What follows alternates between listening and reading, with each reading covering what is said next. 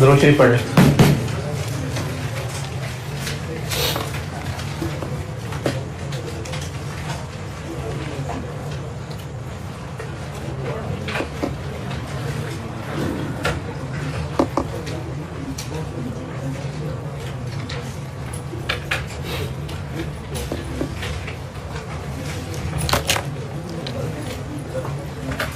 अच्छा, मैंने अब तक फाइनल इस क्लास में नहीं किया हुआ था प्लान, और कुछ बच्चों के मशवरों के बाद, और ऑनलाइन वालों को भी मैंने नहीं बताया हुआ था प्लान। कुछ बच्चों के मशवरों के बाद मैं फाइनली इस नतीजे पे पहुंचा हूँ कि मैं बजाय से कोई और टीचर आपको पढ़ाएं आके, मैं ना अपने लास्ट टाइम वाले 1 या 2 टॉपिक वो मैं आप लोगों के लिए यूट्यूब पर डलवा देता हूँ। तो क्योंकि ये चीज़ कि कोई और टीचर आएंगे, उनकी फ्रिक्वेंसी मैच होने में टाइम लगेगा, फिर आपने बाद में मुझे कहना दोबारा ही पढ़ाएं। तो पढ़ा तो मैं दूंगा, लेकिन आपके इस जज्बाती हरकत की वजह से वो अगस्त 15-20 तक चली जाएगी बात। तो ये ऑप्शन अभी भी बाहर मौजूद है कि मैं वापस आऊँ और आप लोगों को लगे कि नहीं टॉपिक आप फिर से पढ़ा दें, मैं पढ़ा दूंगा, मुझे कोई मसला नहीं, मैं पढ़ा दूंगा। आप लोगों की तसल्ली ज़रूरी है मेरे लिए। लेकिन फिर ये जो कोई और टीचर ने आके पढ़ाना था, इस ऑप्शन को मैं कैंसिल करता हूँ फिर, और 1 या 2 टॉपिक वो मैं यूट्यूब पर डलवा देता हूँ, और मैं आपको फिर बता दूंगा कि कौन से डालें और आप उनको सुन लें। ऑनलाइन वालों के लिए ये मैंने भी फैसला करना है, ऑनलाइन वालों से बात कर रहा हूँ कि वो जो मैंने पुराने टॉपिक यूट्यूब पर डलवाने हैं वो मैं यूट्यूब पे भी डलवाऊँ और आपके कोर्स में भी रखवा दूँ, या बस यूट्यूब पे पढ़े थे, वो मैंने डिसाइड करना है। अभी हो सकता है कि आपके कोर्स में भी वो रखवा दूँ। तो आप लोग वो ले लीजिएगा लेक्चर। उसमें अगर कोई ऐसी बात लगी आपको, मेरे आने तक पता चल गया होगा कि फलाने में मजीद प्रैक्टिस की जरूरत है या फलाने टॉपिक को दोबारा पढ़ाना है, तो वो फिर कोर्स खत्म करने के बाद मैं उसको मजीद एक्सटेंड कर लूंगा। और अगर तसल्ली हो गई भी तो बस ठीक है, फिर जब बाकी कोर्स खत्म तो वो भी खत्म। ठीक है ये ऑप्शन? ठीक।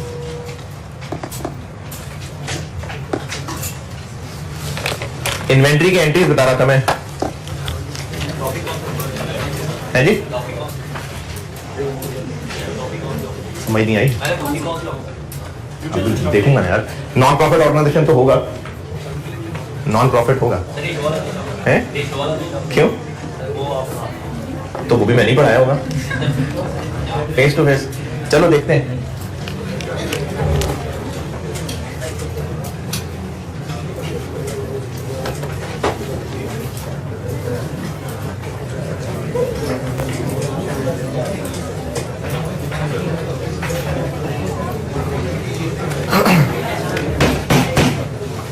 ये इन्वेंट्री की जो मैं एंट्रीज बता रहा हूं, एक तो नॉलेज के लिए है और दूसरा रेक्टिफिकेशन ऑफ एरर्स पढ़ेंगे ना जब, तो भी ये काम आएंगे।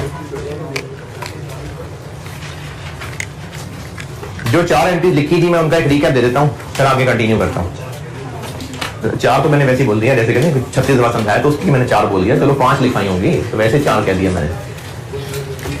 जो एंट्रीज उस दिन कही थी उनको भी रिपीट कर देता हूं, और ये एंट्रीज वाली बात फिर दोहरा देता हूं। बिजनेस डिपेंड करता है कि वो इन्वेंट्री से रिलेटेड कौन सा अकाउंटिंग का सिस्टम फॉलो कर रहा है। एक पीरियोडिक सिस्टम होता है और एक परपेचुअल सिस्टम होता है। इन्वेंट्री पढ़ा रहा हूं मैं।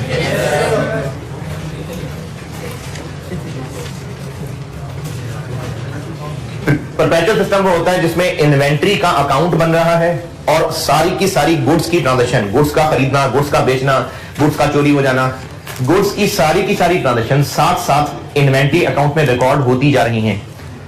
इसलिए ईयर एंड पे जहां बाकी टी अकाउंट्स का सीडी बैलेंस निकालेंगे तो इन्वेंट्री का भी सीडी निकाल लेंगे, तो उसका जो सीडी बैलेंस होगा वही क्लोजिंग स्टॉक की अमाउंट होगी। लेकिन अगर पीरियोडिक सिस्टम फॉलो बिजनेस करता हो तो इन्वेंट्री अकाउंट बना तो होगा लेकिन वो सारा साल खाली रहेगा।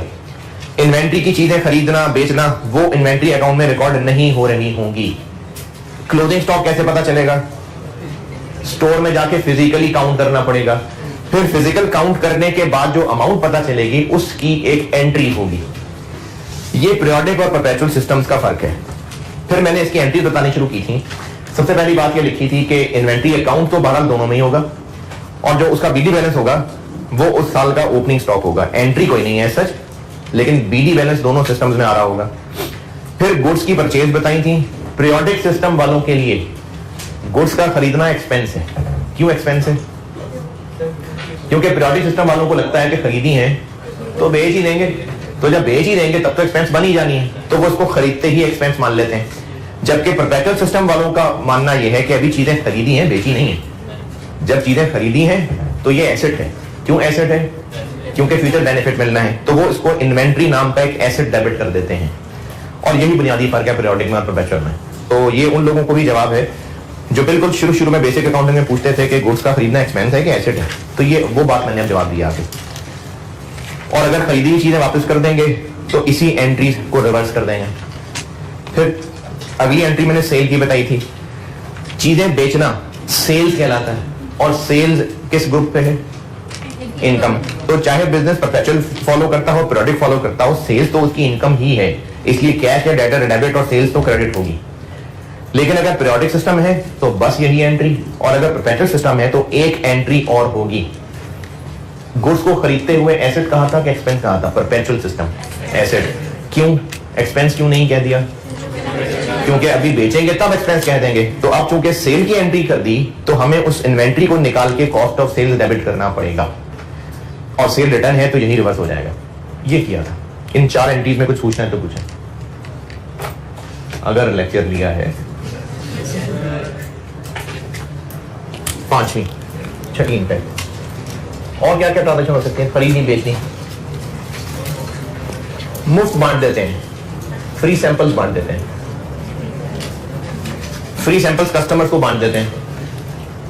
तो फ्री सैंपल्स कस्टमर्स को क्यों बांट रहे होते हैं? मार्केटिंग ही होती है ना, एडवर्टाइजमेंट कह लें। तो अगर कंपनी फ्री सैंपल्स के तौर पे गुड्स बांट दे,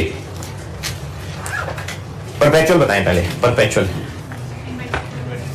इन्वेंट्री में रखी हुई थी चीजें, एसेट था, बांट दी उठा के कस्टमर्स को। इन्वेंट्री एसेट कम हो गया, बढ़ गया? कम हो गया, तो इन्वेंट्री हो जाएगी क्रेडिट। और क्या ये चीजें बेच दी हैं? बेचेंगे तो कॉस्ट ऑफ सेल कहते हैं ना, तो कॉस्ट ऑफ सेल नहीं डेबिट। मुफ्त बांटनी चीजें, क्यों बांटनी? मार्केटिंग के लिए। तो ये बिजनेस के लिए एक्सपेंस है। मार्केटिंग का वर्ड भी यूज कर सकते हैं, एडवर्टाइजमेंट का भी यूज कर सकते हैं। एडवर्टाइजमेंट एक्सपेंस डेबिट यहां पे करता हूं भी।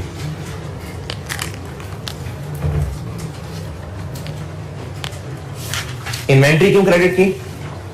क्योंकि गुड्स पड़ी हुई थी, स्टोर में निकाल दी तो एसेट कम हो गया, इसलिए इन्वेंट्री क्रेडिट। ये मैंने पीरियोडिक में नहीं की, भी एंट्री करनी है। चले मुफ्त बांट दी, और क्या कर लें? हैं? चलो चोर को दे देते हैं, लॉस हो जाती है चीजें। गुड्स लॉस्ट कर लेते हैं, चोर को दे दें, या आग खा जाए, सैलाब आ जाए, जमीन निकल जाए, गुड्स जाया हो गई। परपेचुअल में बताएं क्या एंट्री होगी? इन्वेंट्री क्रेडिट, क्योंकि चीजें कम हो रही है तो इन्वेंट्री तो क्रेडिट ही होगी। और ये जो गुड्स का जाया होना है ना, इस तरह से, इसको एबनॉर्मल लॉस भी कहा जाता है। एबनॉर्मल लॉस का वर्ड लिख लें, वो भी सही है, या गुड्स लॉस नाम का एक एक्सपेंस रिकॉर्ड कर लें, ये भी सही है। ये भी एक एक्सपेंस है। तो goods lost debit, inventory credit. Goods loss का नाम भी ठीक है, इसकी जगह एबनॉर्मल लॉस का वर्ड लिख लें, वो भी सही है। गुड लॉस्ट, ये जो एबनॉर्मल लॉस और नॉर्मल लॉस है ना, ये सिर्फ बोलने के लिए है कि ये एबनॉर्मल था कि नॉर्मल था। नाम गुड लॉस ही ज्यादा मुनासिब है। जी जी, मैं करता हूँ बात अभी।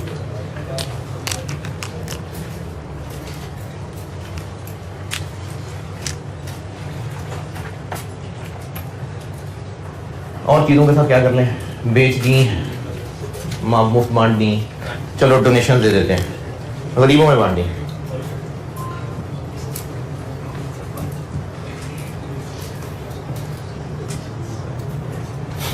चैरिटी कह लें, डोनेशन कह लें। जैसे रमजान में मोस्टली बिजनेसेस ये काम करते होंगे कि वो बिजनेसेस जो ये खाने पीने की चीजें बेचते हैं, तो हो सकता है ये वैसे ही बांट देते हो। तो गुड्स चैरिटी के तौर पे बांट दी, डोनेशन के तौर पे बांट दी। क्या एंट्री करें? ये चैरिटी देना, डोनेशन देना, ये एक्सपेंस है बिजनेस के लिए। हाँ एक्सपेंस है। क्या एंट्री करेंगे? डोनेशन एक्सपेंस डेबिट और इन्वेंट्री क्रेडिट। तो डोनेशन का वर्ड भी ठीक है, चैरिटी का वर्ड भी ठीक है ये एक्सपेंस और इन्वेंट्री क्रेडिट। पीरियोडिक में इनकी एंट्री होती हैं, मैंने अभी लिखी नहीं है, इकट्ठे ही सब लिखूंगा।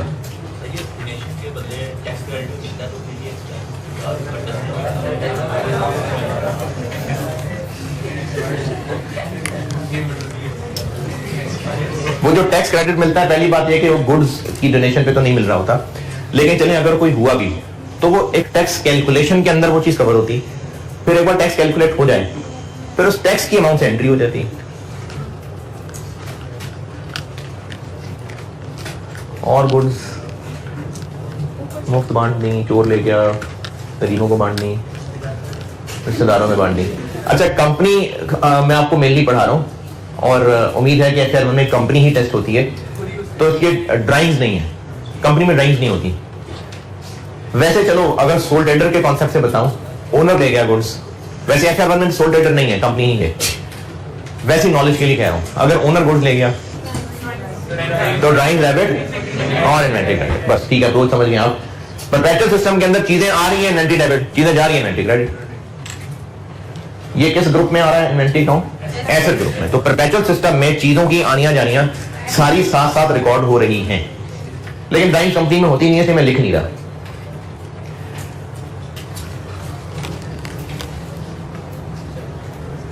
चीजों का जाया होना अगर नॉर्मल हो तो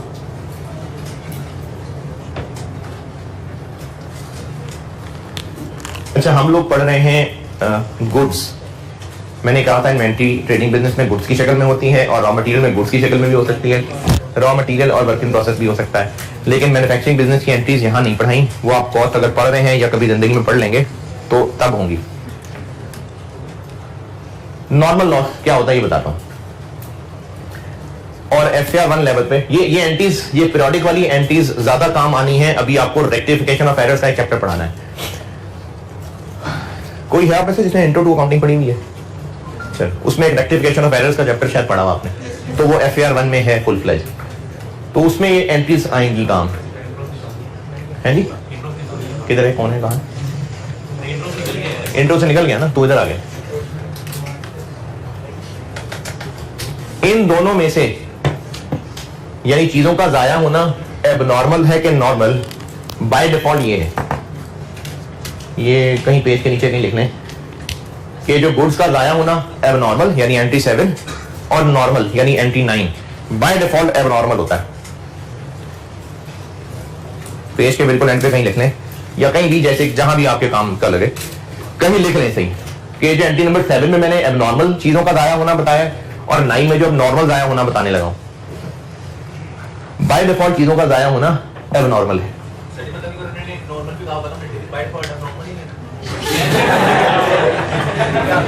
जब नॉर्मल कहा है तो फिर तो नॉर्मल है ना। अगर नॉर्मल लॉस अगर है कि नॉर्मल लॉस था फिर तो नॉर्मल है ना यार। बाय डिफॉल्ट का मतलब जिद्दबाजी नहीं होता। बाय डिफॉल्ट का मतलब यह है कि अगर आपको नहीं बताया कि नॉर्मल है कि नॉर्मल है तो बाय डिफॉल्ट है नॉर्मल है।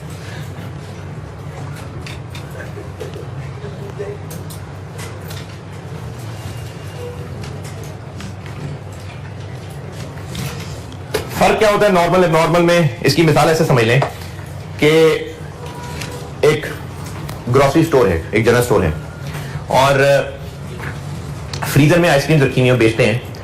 फ्रीजर हो गया खराब या उस इलाके का ग्रिड स्टेशन में मसला आ गया और 12-15 घंटे लाइट गई रही।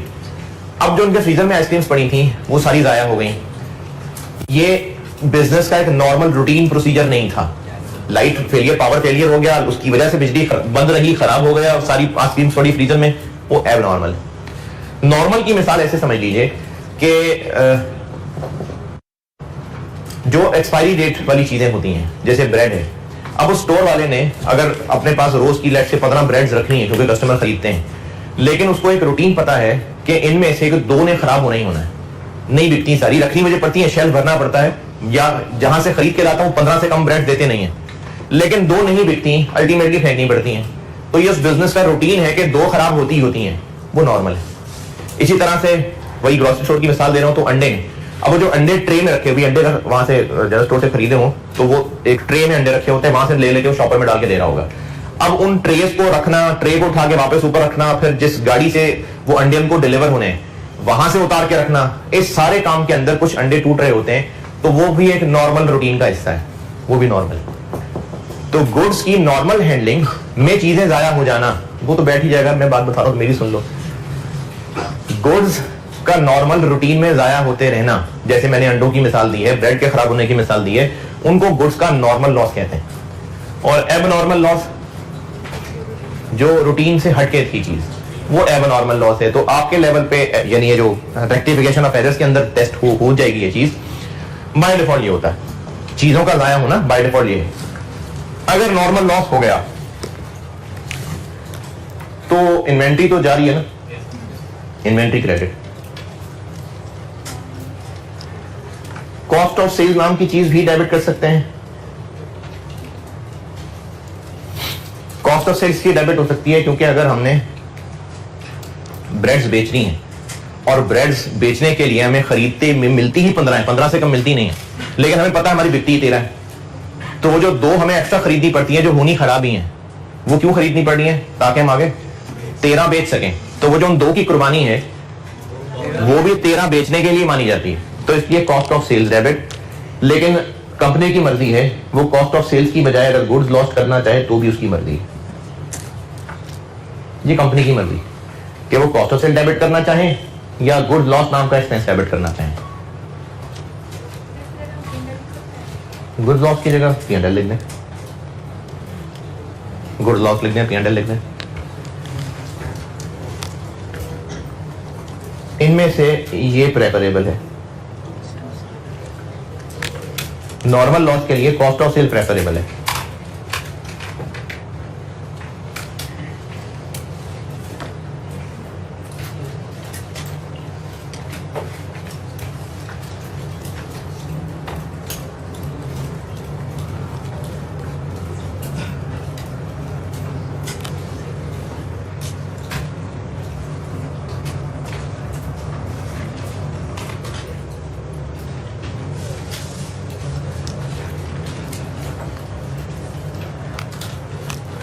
अब आगे जो नंबर मैं 10 11 चलाऊंगा वो ईयर एंड पे करने वाले कुछ काम आ रहे हैं। बाकी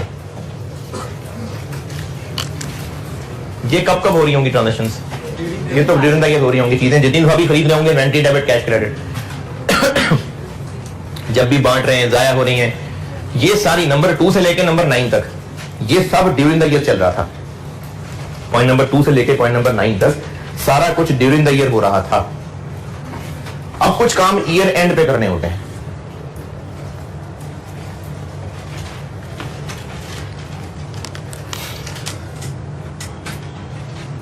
अच्छा, अभी आपको चूंकि नहीं पता मैंने यहां कितना कुछ लिखना है, तो मैं तो साइड पे कीज बना रहा हूं, जो भी नोट ना करें, बाद में करनी हो तो कर लेना। अभी सिर्फ ज़बानी देख लें।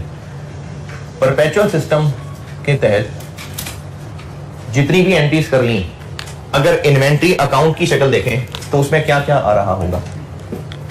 सारी एंट्रीज देख ली की नहीं है। सबसे पहले तो ओपनिंग होगा, फिर देखिए कहां का इन्वेंट्री डेबिट क्रेडिट हो रही है। इन्वेंट्री खरीद रहे थे तो डेबिट है, सेल कर रहे थे तो क्रेडिट है, परचेज रिटर्न है तो वो ठीक है, वो भी है, और ठीक है कर दिया। और फिर फ्री सैंपल्स बांट रहे थे, गुड्स लॉस हो रहा था, डोनेशंस थी, लॉस था, ये फ्री सैंपल। जितनी खरीदी यहां डेबिट हो गई, जितनी आउट हुई, चाहे वो बिकी चाहे वैसे बांटी, क्रेडिट हो गई। इस डेबिट क्रेडिट के बाद अगर यहां एंड पे इनकी बैलेंसिंग की जाए तो सीडी बैलेंस क्या होगा, क्या होना चाहिए?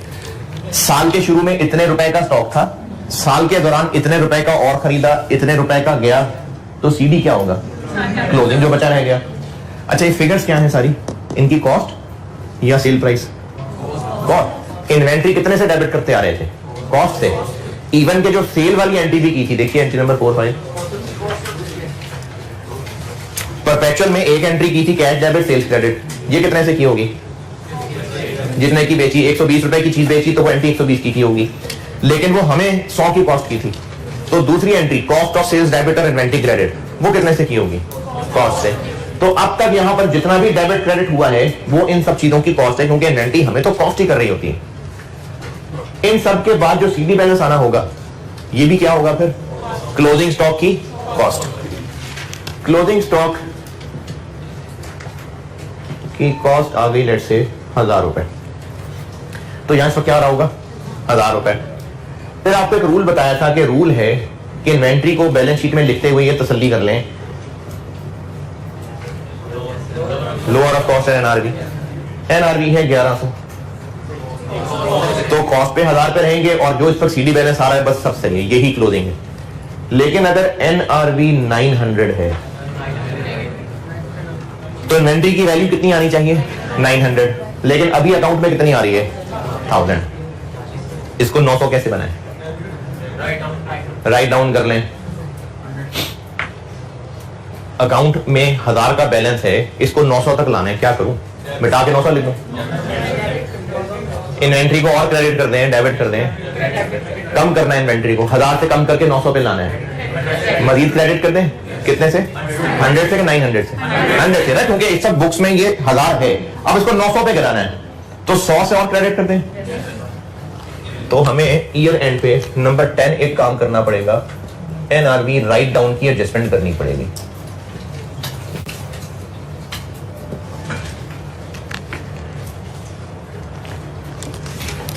प्रेफरेबली कॉस्ट ऑफ सेल्स है, P&L भी हो सकता है, प्रेफरेबली ये, और इन्वेंट्री क्रेडिट।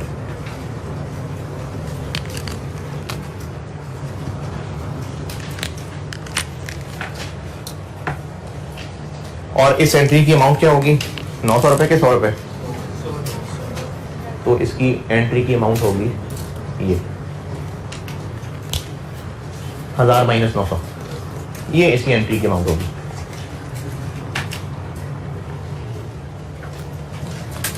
और जब ये एनआरवी राइट डाउन की एडजस्टमेंट डल गई,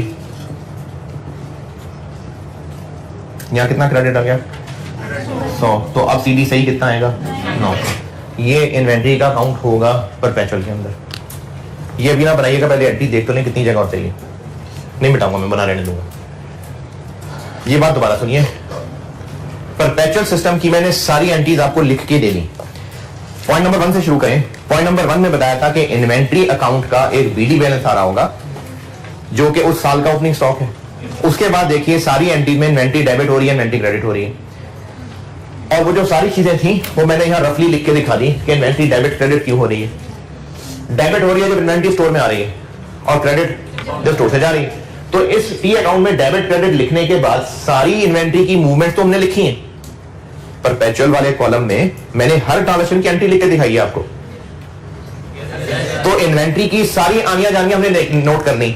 अब उस डेबिट क्रेडिट के बाद जो सीडी बैलेंस आ रहा है, यकीनन ये क्लोजिंग बैलेंस ही होगा, जो साल के एंड पे चीजें बची रह गई और होगी भी उनकी कॉस्ट। रूल ये है कि बैलेंस शीट में जब क्लोजिंग स्टॉक लिखना है तो वो लोअर ऑफ कॉस्ट और एनआरवी लिखना है। अगर एनआरवी 1900 होती तो बस ये 1000 ठीक है, लेकिन अगर एनआरवी 900 है तो हमें कुछ ऐसा करना पड़ेगा कि अकाउंट में 1000 की जगह 900 आ जाए। तो 100 और क्रेडिट करेंगे तो ये 900 आएगा। ये 100 के क्रेडिट करने की एंट्री। अभी वो भी होंगे जिन्होंने लेक्चर नहीं लिया होगा, अभी तक लेक्चर दिया है। परपेचुअल की एंट्रीज में कोई मुश्किल परेशानी, सवाल, एतराज, तकलीफ है? ठीक है, नहीं पूछना।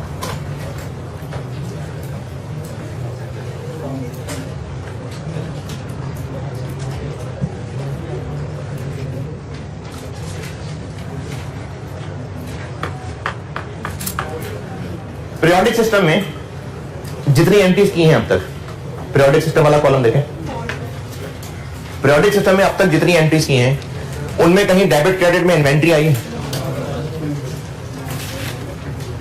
कहीं किसी एंट्री में इन्वेंट्री नहीं, लेकिन इन्वेंट्री अकाउंट का बीडी बैलेंस बाहर आ रहा है। ये मैं इस कॉलम में नहीं लिख रहा, जैसे ये टी अकाउंट बना के दिखाया था जो भी आपने नोट नहीं किया, वैसे ही मैं ये भी एक बना के दिखा रहा हूं। हाँ जी बिल्कुल, ये भी अभी नोट नहीं करना। पीरियोडिक में अभी तक सिर्फ ये आ रहा है, बस अभी तक सिर्फ इतना आ रहा है। इन्वेंट्री अकाउंट में अभी तक कोई एंट्री नहीं की, पीरियोडिक कॉलम में इन्वेंट्री अभी तक कहीं डेबिट क्रेडिट नहीं किया मैंने। इनकम स्टेटमेंट का एक फॉर्मेट आपको शुरू में बताया था, जो उम्मीद है आपने याद भी किया होगा। सेल्स थी, इनमें से लेस कॉस्ट ऑफ सेल्स। अच्छा, वो कॉस्ट ऑफ सेल्स कैसे बनी थी? Opening stock plus purchases minus closing stock.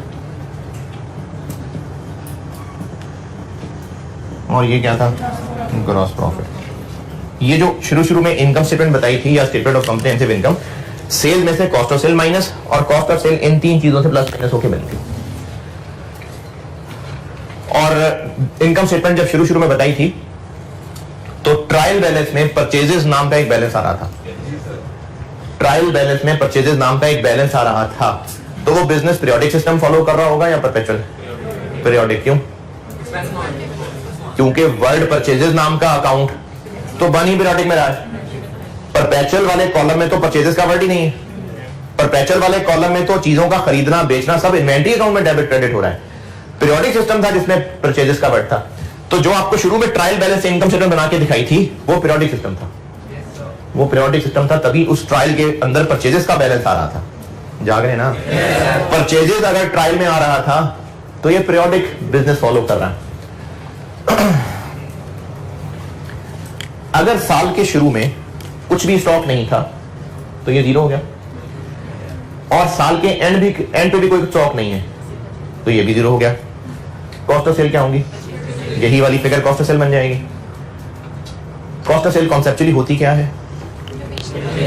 जो चीज बेची वो हमें कितने की कॉस्ट की थी, जो गुड्स बेची हैं वो हमें कितने की कॉस्ट की थी, इसलिए इनको कॉस्ट ऑफ सेल भी कहते हैं, कॉस्ट ऑफ गुड्स सोल्ड भी कहते हैं, कि जो चीजें बेची थी वो हमें कितने की कॉस्ट की। ये बात दोबारा सुनिए, अगर ओपनिंग क्लोजिंग स्टॉक दोनों ही ना हो तो इस फार्मूले का एंड रिजल्ट क्या निकलेगा कि सारी की सारी परचेजेस कॉस्ट ऑफ सेल बन जाएंगी, है ना? ये जो मुफ्त में कस्टमर में चीजें बांटी हैं, ये खरीदी थी, कभी तो खरीदी थी ना, परचेजेस में आ रही होंगी, और बांट दी मुफ्त में, तो क्या ये बेची है? नहीं। जब ये बेची ही नहीं है तो इन चीजों की कॉस्ट ऑफ सेल होनी चाहिए? नहीं। चीजें जाया हो गई, बेच दी हैं चीजें? नहीं। चोर को बेची हैं चीजें? नहीं। ये चीजें जो जाया हुई हैं ये कभी खरीदी तो थी, जब खरीदी थी तो परचेजेस में आ रही थी। चोर ले गया, बेच दी? नहीं। तो क्या इनकी कॉस्ट ऑफ सेल कहलानी चाहिए?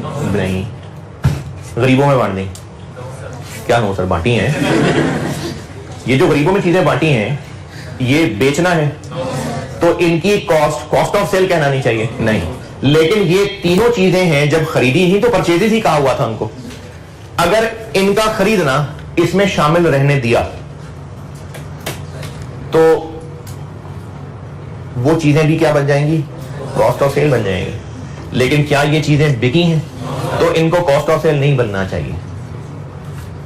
कभी तो खरीदी थी तो ये परचेजेस में शामिल हैं, लेकिन अगर हमने परचेजेस में रहने दिया तो इन्होंने कॉस्ट ऑफ सेल बन जाए, इनको नहीं बनना चाहिए कॉस्ट ऑफ सेल। तो क्या करें फिर?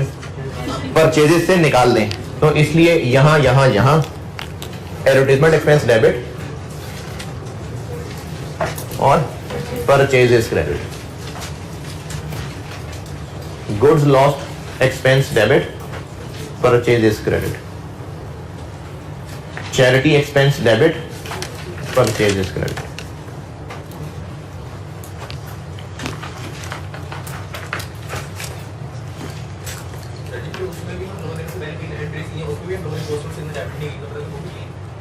नहीं ना, हमने परपेचुअल में कॉस्ट ऑफ सेल डेबिट ही किस एंट्री में की थी?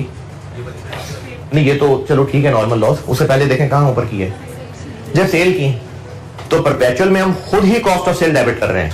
परपेचुअल में ऐसे नहीं निकल रही कॉस्ट ऑफ सेल, हम खुद समझते बूझते कॉस्ट ऑफ सेल डेबिट कर रहे हैं, और तभी कर रहे हैं जब चीजें बेच रहे हैं। परपेचुअल में हम खुद कॉस्ट ऑफ सेल डेबिट कर रहे हैं, पीरियोडिक में हम खुद कॉस्ट ऑफ सेल डेबिट नहीं कर रहे। पीरियोडिक में क्या होगा, इस फार्मूले का जो आंसर निकला है वो कॉस्ट ऑफ सेल होगी। तो अगर हमने इन चीजों को परचेजेस में शामिल रहने दिया तो वो कॉस्ट ऑफ सेल में गिर जानी है, तो उनको परचेजेस से निकाला है।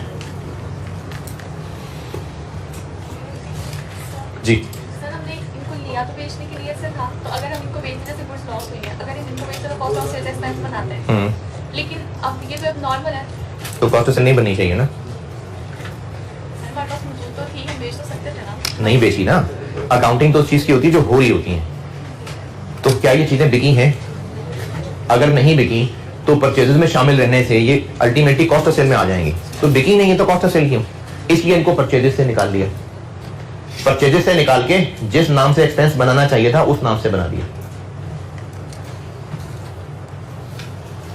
ये पीरियोडिक सिस्टम वाली एंट्रीज, परपेचुअल वाली ठीक है अंडरस्टैंडिंग के लिए बताई है मैंने, लेकिन परपेचुअल वाली एंट्रीज कॉस्ट में है मेनली। तो जो लोग कॉस्ट पढ़ रहे हैं, मैंने आपको ये परपेचुअल ही बताई थी, कॉस्ट में परपेचुअल ही है, लेकिन फाइनेंशियल अकाउंटिंग के अंदर बाय डिफॉल्ट ये है। तो ये वाली एंट्रीज आपने याद करनी है क्योंकि रेक्टिफिकेशन ऑफ एरर्स वाले चैप्टर में काम आ सकती हैं। ये मैंने नॉलेज के लिए जरूर बताई।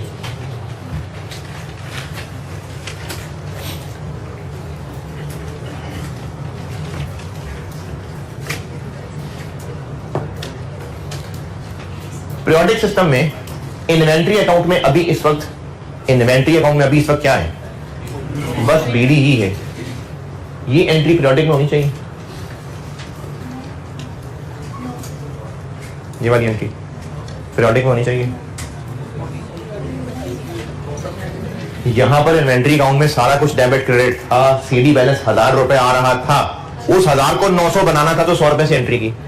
यहां किस 1000 को 900 बनाना है? तो पीरियोडिक में ये एंट्री नहीं होती।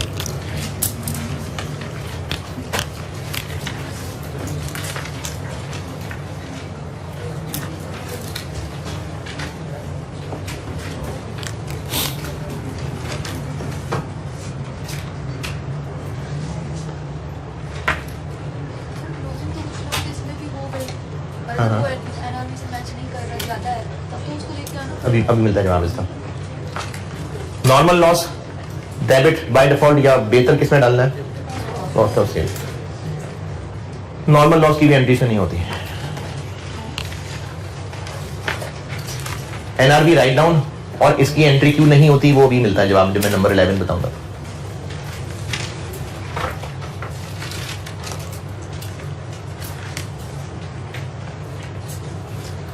इसमें भी पीरियोडिक में एंट्री कोई नहीं होती और ये भी पीरियोडिक की एंट्री नहीं होती। क्यों नहीं होती? अभी मैं आपको इधर नीचे लिखता हूं, एंट्री से बताता हूं।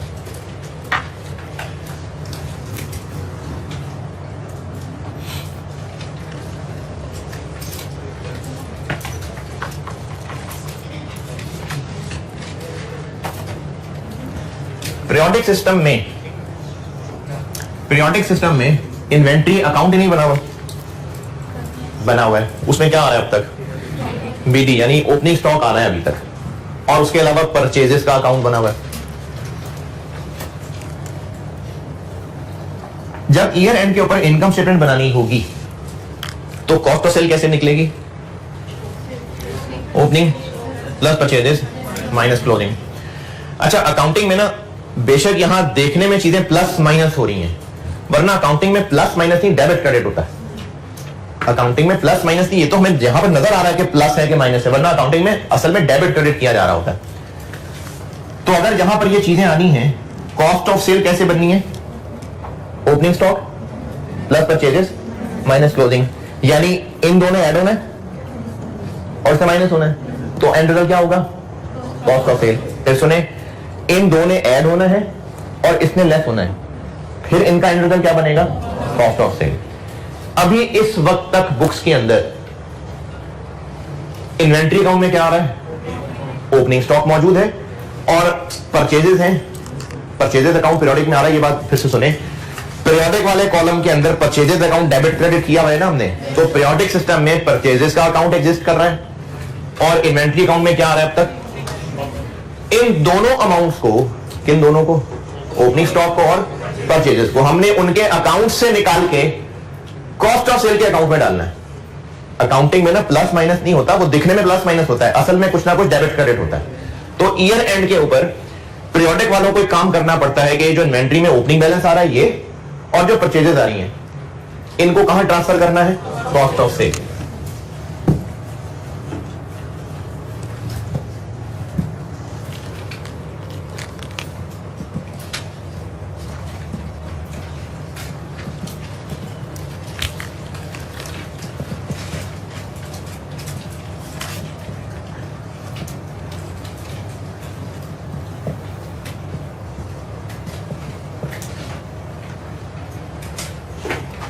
ओपनिंग स्टॉक को कॉस्ट ऑफ सेल को ट्रांसफर करना है, क्या एंट्री होगी? इन्वेंट्री में इस वक्त यहां एक डेबिट पड़ा हुआ है, इसको कॉस्ट ऑफ सेल में भेजना है। Cost of sales debit, inventory credit. Cost of sales debit, inventory credit.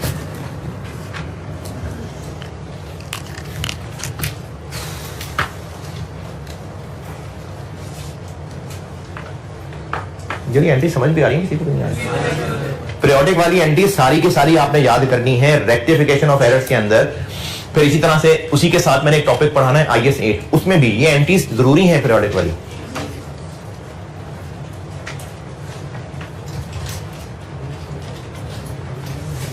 तो पीरियोडिक में एक तो काम ये होगा कि ओपनिंग स्टॉक को कॉस्ट ऑफ सेल को ट्रांसफर करेंगे, cost of sales debit, inventory credit.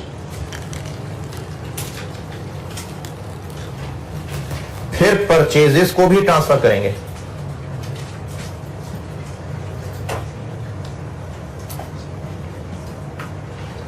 Purchases account में एक बैलेंस आ रहा है, कॉस्ट ऑफ सेल में ट्रांसफर करना है, क्या करें? Cost of sales debit, purchases credit.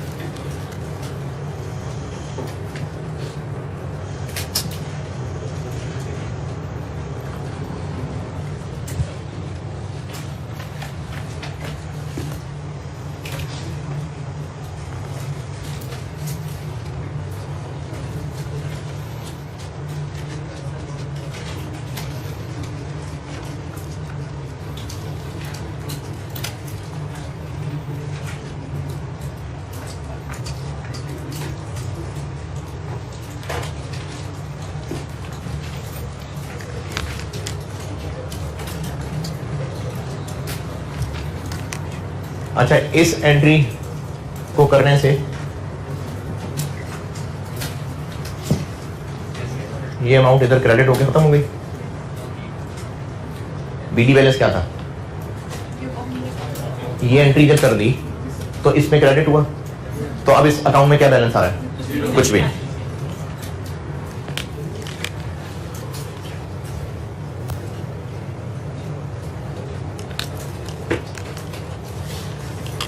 तीसरा काम,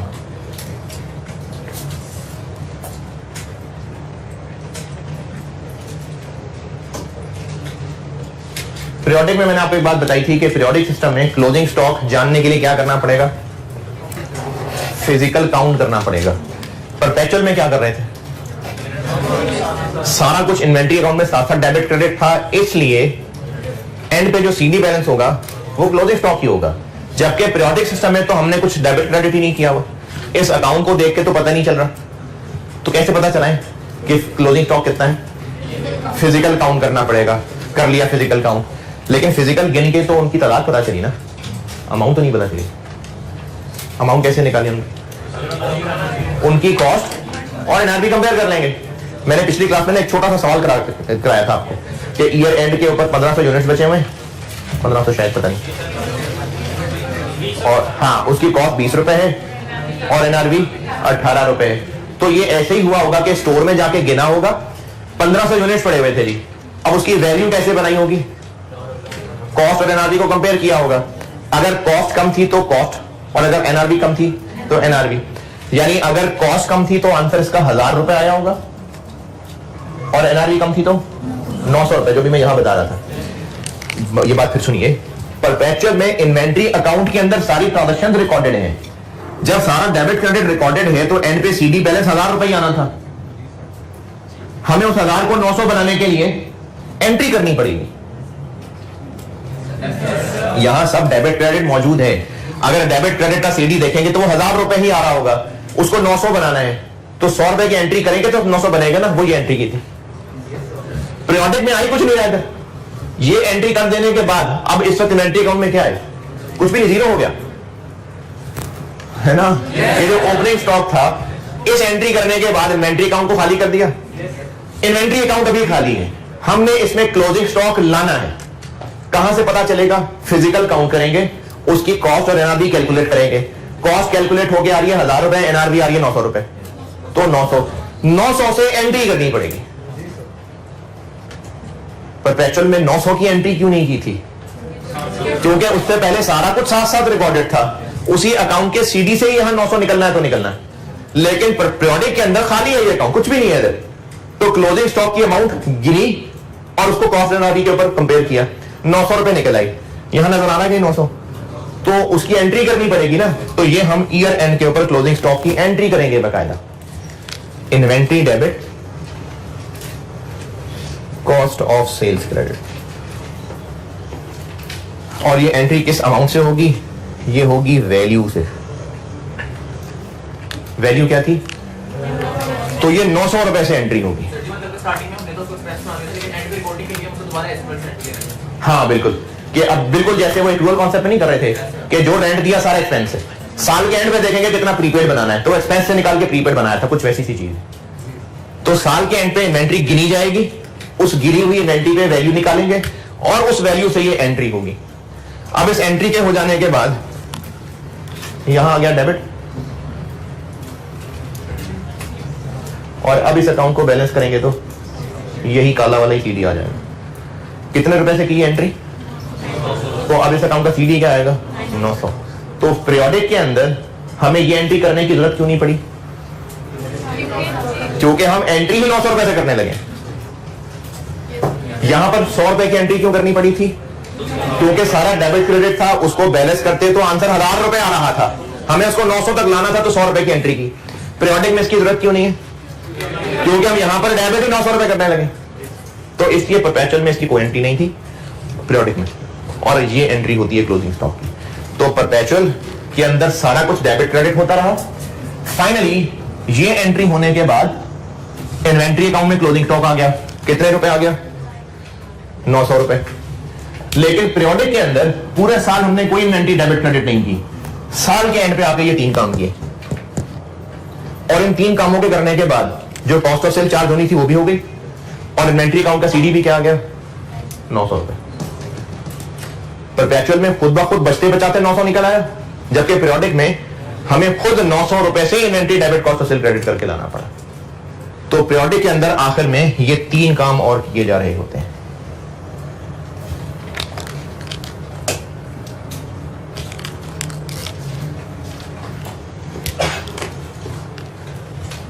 और ये जो क्लोजिंग एंट्रीज मैंने लिखी हैं, इनके सामने परपेचुअल में क्या लिखा है?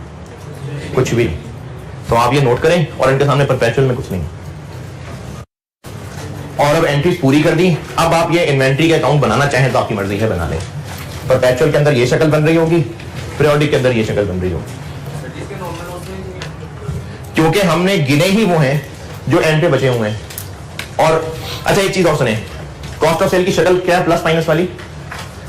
ओपनिंग स्टॉक प्लस परचेज, यानी ओपनिंग स्टॉक और परचेजेस ऐड हो रहे हैं। ये देखिए ऐड हो रहे हैं, ओपनिंग से भी परचेजेस से भी कॉस्ट ऑफ सेल डेबिट हो रही है। ओपनिंग से भी परचेजेस से भी कॉस्ट ऑफ सेल डेबिट हो रही है, और opening plus purchases minus closing, तो देखिए कॉस्ट ऑफ सेल क्रेडिट हो रही है। अगर कॉस्ट ऑफ सेल को देखें, ये डेबिट यानी ऐड, ये क्रेडिट यानी लेस। तो वही जो कॉस्ट ऑफ सेल की शक्ल थी वो डेबिट क्रेडिट से ही हासिल हो रही होती है। तो जब हमने क्लोजिंग स्टॉक लिया ही बचा कुचा और उससे ही एंट्री की, तो इसकी भी जरूरत नहीं रही और इसकी भी जरूरत नहीं रही।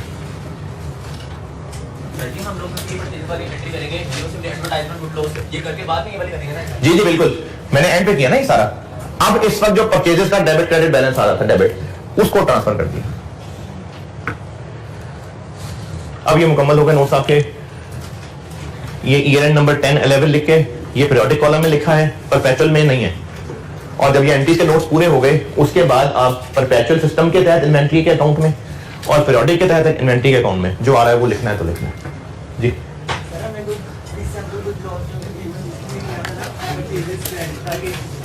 कॉस्ट ऑफ सेल को चार्ज ना हो जाए। जी जी बिल्कुल, लेकिन नॉर्मल लॉस तो हमने करनी है ना कॉस्ट ऑफ सेल को चार्ज। वो राइट वाला कॉलम देखो, परपेचुअल में आपको ये बताया ना कॉस्ट ऑफ सेल को करना है नॉर्मल लॉस चार्ज, तो उसकी उसको परचेजेस में शामिल रहने देंगे ताकि वो हो जाए कॉस्ट ऑफ सेल को चार्ज।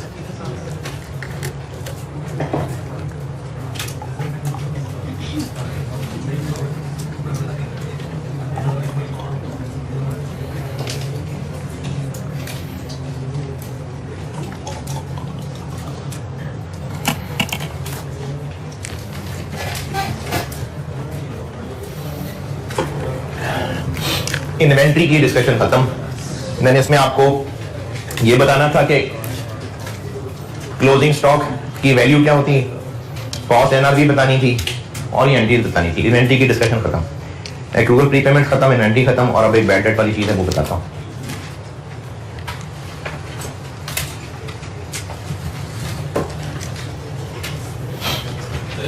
जी, ये ओपनिंग स्टॉक की अमाउंट थी और ये क्लोजिंग स्टॉक की अमाउंट थी। जी बोलिए।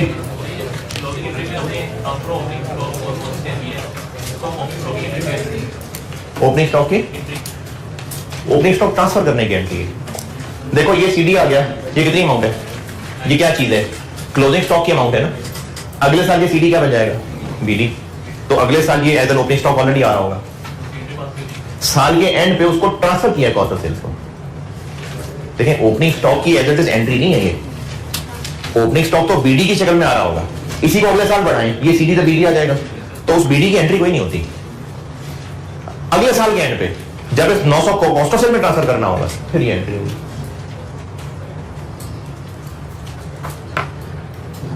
ये बड़े स्लो स्लो बोर्ड की सैर करा दे यार, सारा कवर कर जाए।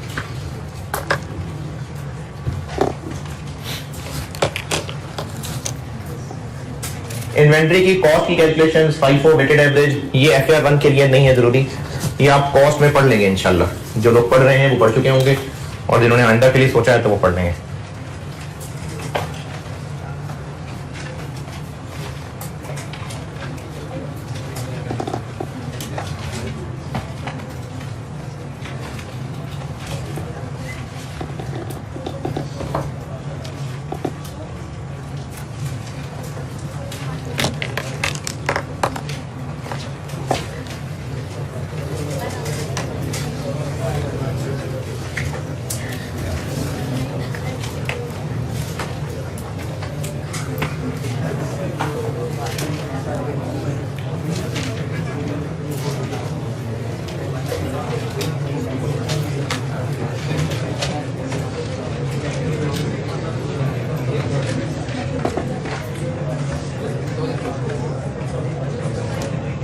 ठीक है जी, नोटेड सारा।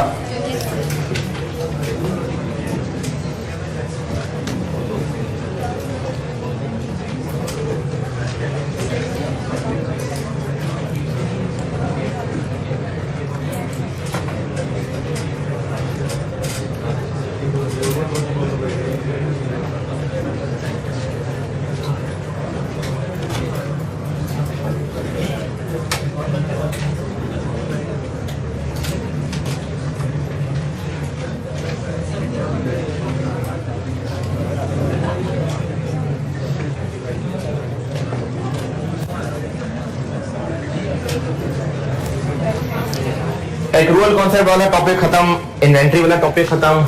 अब जो तीसरी चीज करानी थी, bad debts and doubtful debts.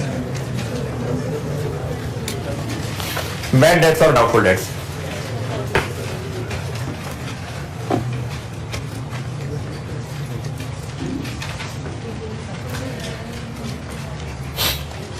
अच्छा, मैंने आपके ग्रुप में भी भेज दिए वैसे और कहा था कि कॉपियर से मिक्स्ड आईएस के नाम से एक नोट टीम है, मैंने वो लेते आइएगा।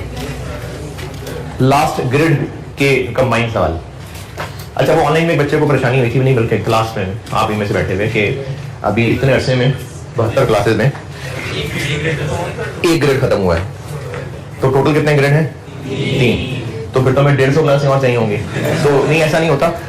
एक तो ये कि आप वो नस्ल हैं जो इंट्रो नहीं पढ़े हुए, तो ये शुरू में जो टाइम लगा वो FR1 के अलावा है। फिर क्योंकि आप इंट्रो नहीं पढ़े हुए तो वो जो चीजें पढ़ी होनी थी 3 महीने लगा के वो 10 दिन में पढ़ाई गई, तो उसके बाद वाली जो चीजें थी फिर वो भी आस्ता आस्ता ही खिलानी थी। तो इसके लिए आप ज्यादा टाइम ही लगना था, लेकिन जरूरी नहीं होता कि अगर एक ग्रेड 70 क्लासेस में है तो अगले दोनों भी 70-70 में होंगे। आपका एक्सेप्टेंस लेवल चेंज हो रहा होता है, तो हो जाएगा इंशाल्लाह कोर्स खत्म। पेपर किस दिन है? 13 सितंबर 13 सितंबर। अच्छा, और कितने बजे? और जाने में कितना टाइम लगता है? यानी 8 बजे 13 सितंबर, उससे पहले पहले हो जाएगा इंशाल्लाह।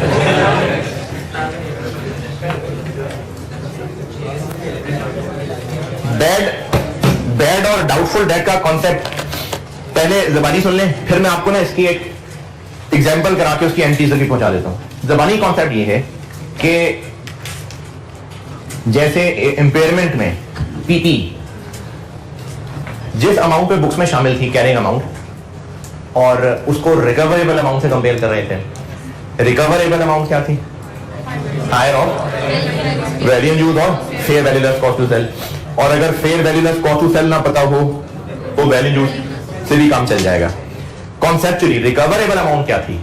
कॉन्सेप्चुअली ये तो फार्मूला हो गया ना, हायर ऑफ। कॉन्सेप्चुअली क्या है कि जो एसेट हमने बुक्स में दिखाया हुआ है उससे कितना बेनिफिट मिलना है, और अगर जितना बेनिफिट मिलना है वो कम है और हम बढ़ा चढ़ा के एसेट की कैरिंग अमाउंट दिखा रहे हैं, तो एसेट को कम कर लें, और वो जो कमी वो हमारा एक एक्सपेंस, इंपेयरमेंट लॉस। अच्छा, इसी तरह इसी से रिलेट करके इन्वेंट्री में भी बताया था कि इन्वेंट्री जो हमारी बुक्स में कॉस्ट पे मौजूद है, अगर उससे मिलने वाला फ्यूचर बेनिफिट ज्यादा है तो ठीक है, लेकिन अगर कम है तो कम कर लें। बिल्कुल कुछ ऐसी ही सी बात डेटर्स के लिए भी है। अगर बैलेंस शीट में हम डेटर शो कर रहे हैं 1 लाख के, और हमें पता है कि इनमें से मिलने नहीं है 1 लाख, मिलने 80,000 ही हैं, तो फिर भी इनको 1 लाख कह के बैलेंस शीट में दिखाते रहे। जब हमें नजर आ रहा है कि 20 मिलने ही नहीं है तो फिर भी इनको 1 लाख पे दिखाते रहे? नहीं, फिर हमें इनको कम करना पड़ेगा। अच्छा, वो जो 20 नहीं मिलने वो 2 तरह के हो सकते हैं। या तो 20 वो होंगे जो कंफर्म नहीं मिलने। क्यों नहीं मिलने? कस्टमर भाग गया हुआ है, बिजनेस बंद हो गया हुआ है, बैंकक्रप्ट, इंसॉल्वेंट, मर गया हुआ है, कोई ट्रेस नहीं मिल रहा, मुंह पे कह दिया जान जो मर्जी कर लो, नहीं देता मैं पैसे। वो अमाउंट जो कंफर्म कह चुका है नहीं देने पैसे, इसको तो हम बुक्स में से ही निकाल लेते हैं, इसको कहते हैं राइट ऑफ करना, 12,000 लेट से। और बाकियों पे हमें शक है, डाउट है, तो हमें उस डाउट की बेस पे भी इस रिसीवेबल को कम कर लेना चाहिए। इसको डाउटफुल डेट कहते हैं। ये बैड होता है। ये कॉन्सेप्ट है बैड और डाउटफुल डेट का। दोबारा सुने, जो ईयर एंड पे हमारे रिसीवेबल हैं, अगर हमें लगता है कि इसमें से इतनी अमाउंट नहीं मिलनी, तो वो 2 तरह की हो सकती है। जो कंफर्म नहीं मिलनी क्योंकि डेटर ने खुद इनकार कर दिया या हमें हालात बता रहे हैं, या फिर वैसे हम बदगुमानियां कर रहे हैं कि शायद ना दे पैसे, तो वो जो पैसे कंफर्म नहीं मिलने वो राइट ऑफ, और जो शायद ना मिले उसको डाउटफुल डेट कहते हैं। अब इसको हैंडल कैसे करते हैं, इसके लिए एक सवाल से बताता हूं। सवाल लिखे, कर ले, नोट करना है तो। लेकिन सिर्फ इतना नोट करने का फायदा नहीं है, जो मेरे साथ कहानी बताई तो 2 लाइनें वो भी लिखनी पड़ेंगी। लिखवा दें क्या यार। 1 लाख का रिसीवेबल है, इसमें से 20 हमें नहीं मिलना। क्यों नहीं मिलना? 12 ऐसे हैं जो कंफर्म हो गया कि नहीं मिलने, या तो कस्टमर ने खुद ना कर दिया है या हमें हालात से लग रहा है कि नहीं मिलने, और 8 वो हैं जिसमें में डाउट है कि शायद ना मिले। ये दोनों ही हमारे लिए ऐसे हैं कि नहीं मिलने। और इस 20,000 का फिर इम्पैक्ट क्या है? हम डेटर 1 लाख के दिखाएं, फिर 80,000 के। तो ये जो 20,000 नहीं मिलना, उसके ये 2 हिस्से हैं, कंफर्म नहीं मिलना, शायद नहीं मिलना।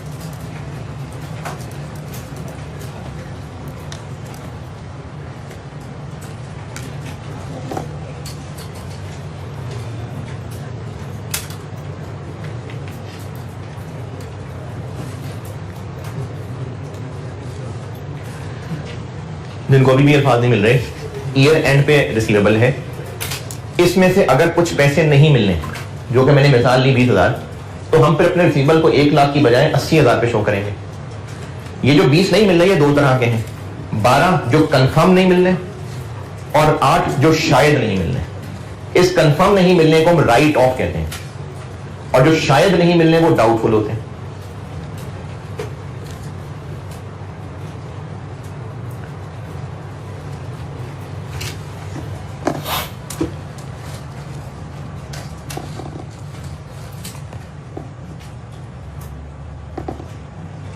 एसी अब बंद हुआ है पहले से बंद है? ठंड लग रही है आपको? नहीं मेरे ख्याल में वो उधर ब्रेकर ऑन करना पड़ेगा। अच्छा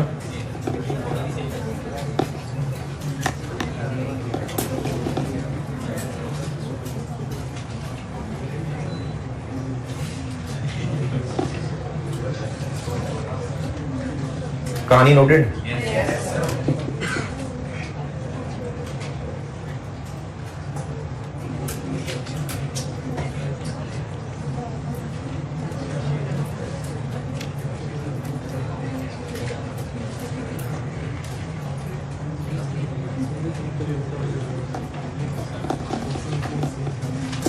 एक सवाल लिखें कराऊंगा तो मैं कल ही, चलिए लिखवाऊंगा अभी कल ही। कितने खुशी है यार कि क्लास खत्म हो रही है।